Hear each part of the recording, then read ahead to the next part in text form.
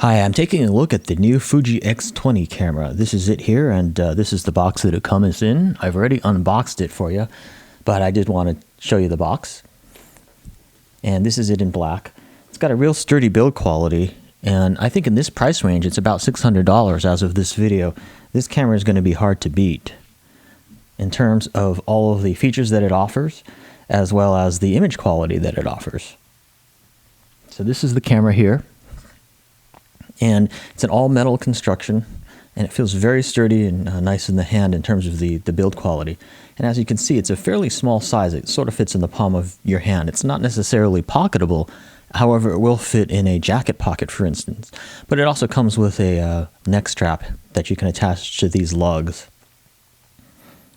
This is the charger. It's a nice compact charger. However, these prongs don't fold down, so that's one negative about the charger that I have with it.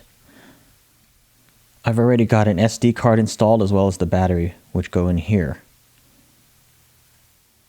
So a couple of highlights with this camera is the lens and the sensor are pretty much optimized for each other, and Fuji did a really good job with that. So this camera provides a really nice image quality, a very good image quality, despite the fact that the sensor is fairly small. Also, it has a zoom lens on it, a 28mm equivalent to a 112mm equivalent zoom lens, and it's a very fast zoom lens. So most compact cameras, when you zoom in, the f-stop speed goes down to say 3.5 or even 4.5, whereas this one, the f-stop speed stays at f2.8. At the very wide angle part of the lens, you're at f2.0, however. So it's quite a good fast lens in that respect. Another highlight on this camera is they've got an optical viewfinder, which you can see here on the left. But the neat thing about it is they have sort of a heads-up display, which displays electronic information in that optical viewfinder. So it doesn't have to go to some kind of an electronic viewfinder that looks like a TV screen or anything like that. It's sort of just like a heads-up display, and it looks really nice when you're looking through it. It's a really cool feature. Now, I'm sure a lot of people are going to be wondering, what's the difference between this Fuji X20 and the FujiFilm X100S? Well, they are different cameras. First of all, the X100S is about twice as much money as this one. As of this video, that's about a $1,300 camera, whereas this one is about $600. The Fujifilm X100S has a much larger sensor, so you're able to get higher image quality out of it. However, it does not have a zoom lens. That one has a fixed 35mm equivalent focal length lens, whereas this one has the zoom lens. For a go anywhere, take anywhere with you camera, I think the X20 might be a better bet, unless you don't mind being tied to the 35mm focal length. And I do have to say the quality on this camera is quite good. The X20 does have the zoom, which is quite nice to have with you as a camera that you would take with you anywhere. Also, this camera is a bit smaller than the X100S as well. But the build quality is certainly no less. It feels very sturdy and of a very high quality, I must say. All metal construction and stuff like that. The autofocus on it is very fast, and that's activated when you press the shutter halfway. And it also has a couple different focus modes. So if you're in a low light situation, it'll use a different kind of focus mode, whether that be a contrast-based focus mode or a phase detection focus mode. So it can autofocus in low light pretty well. But it also has a manual focus as well by flipping this switch. If you flip that to manual focus, then when you turn the camera on, by the way, you turn the camera on like this. You turn it to, one of the zoom ranges, and then the camera automatically goes on. If I turn this, it zooms in on whatever I'm looking at, and then you can kind of see a highlight. White highlights will show when you're in focus. So it's a little bit fiddly to focus this way, but it does have a manual focus, and it is fairly fast to use if you want to use it. However, in my situation, I'll probably be using the autofocus most of the time because it works quite well. So I'll just press it halfway and it instantly focus, and it's very fast. On a camera like this, fast autofocus is something that you appreciate. Now, as you saw, the way that you turn it on and off is by flipping this dial. That turns the camera off, and then that instantly turns it on. The turn on-off time is very fast, so right now it's off. Let me turn it on. I would say that's definitely under a second, and then you're ready to shoot. And then the zoom is a manual zoom. So here you're at the 28mm wide angle, and then here you're at the 120.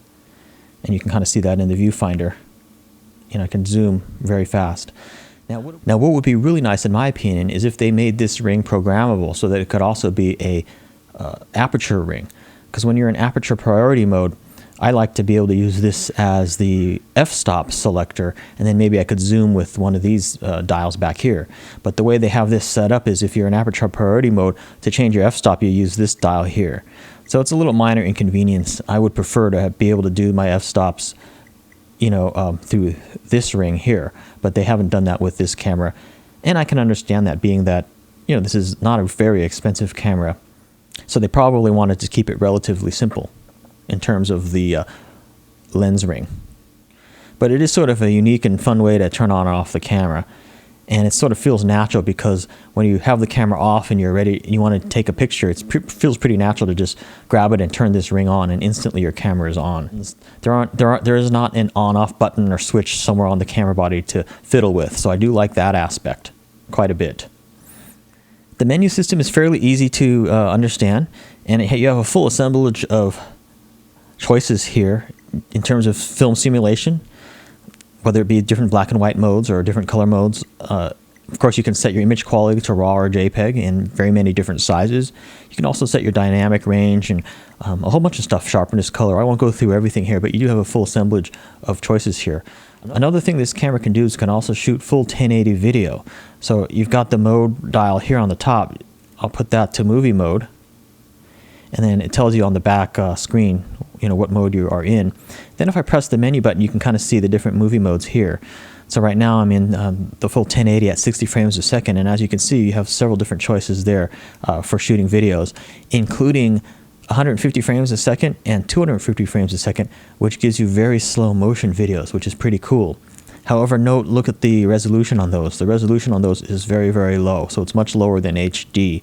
However, you do at least have the option of shooting a real high frames per second to get a slow motion video when you play it back, so that's pretty cool. Also, the 28mm lens for shooting videos is kind of nice. It's certainly wider than the Fuji X100S, and for videos, I think having a wider angle lens is definitely better. Although 28mm is not that much wider than 35mm, it's still a little bit wider than the X100S. All of the buttons feel pretty sturdy, and once you get used to this camera, it's pretty easy to operate and go through the menu system. Also, it has a pop-up flash right here. And then you've got your exposure compensation dial here on a manual dial, which is really nice. You've also got a function button here, as well as this dial here is also a button as well. And I believe these buttons are programmable to do different things that you might want them to do as you're going through and using the camera. So I really like the feel of this camera. It's got a very nice sturdy metal feel to it, and it feels quite retro at the same time, so it's got a real unique kind of look and feel to it that I really appreciate.